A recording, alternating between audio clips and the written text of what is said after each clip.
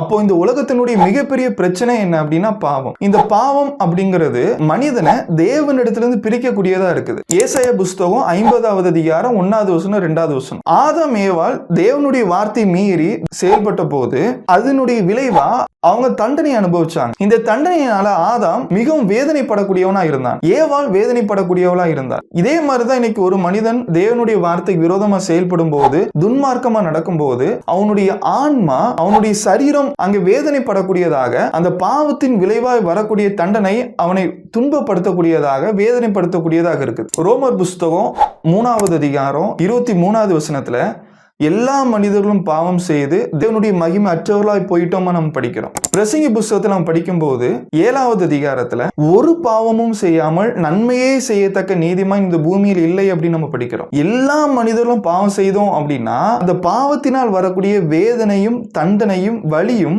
ஒரு மனிதனுடைய ஆயுசு நாட்கள் முழுதும் அவனோடு இருக்குது. அந்த பாவத்தில் இருந்தும் அந்த பாவத்தினால் வரக்கூடிய வேதனையிலிருந்து விடுபடுவதற்கு தேவன் நமக்கான ஒரு வாய்ப்பை வைத்திருக்கிறார். தேவன் நமக்கான ஒரு மருந்தை வைத்திருக்கிறார். அந்த மருந்து தான் யார் அப்படின்னா இயேசு கிறிஸ்து. மத்தேயு புஸ்தகம் 11வது அதிகாரத்துல 28வது வசனத்துல இயேசு கிறிஸ்து இந்த பூமியில வாழக்கூடிய எல்லா மனிதர்களுக்கும் ஒரு அழைப்பு விடுறார். வருத்தப்பட்டு பாரம் சுமக்கிறவர்களே, நீங்கள் எல்லாரும் என்னிடத்தில் வாருங்கள், நான் உங்களுக்கு இளைப்பாறுதல் தருவேன் அப்படிங்கிறார். நம்மளுடைய நோய்களையும் பாவத்தினால் வரக்கூடிய வேதனையையும் இயேசு கிறிஸ்து தன் மீது சுமந்து கொண்டார். இயேசு நம் மீது வைத்த அன்பின் நிமித்தமாய் அவர் தன்னுடைய ஜீவனை சிலுவையில் கொடுத்ததுனால, அவர் அடிக்கப்பட்ட காயத்தினால ஒவ்வொரு மனிதனுடைய பாவத்தினால் வரக்கூடிய வேதனையும் வலியும் நோயும் அங்க குணமாக்கப்படுது. இயேசுவினுடைய காயங்கள் நம்மளுடைய காயங்களை ஆற்றக்கூடியதாக இருக்குது.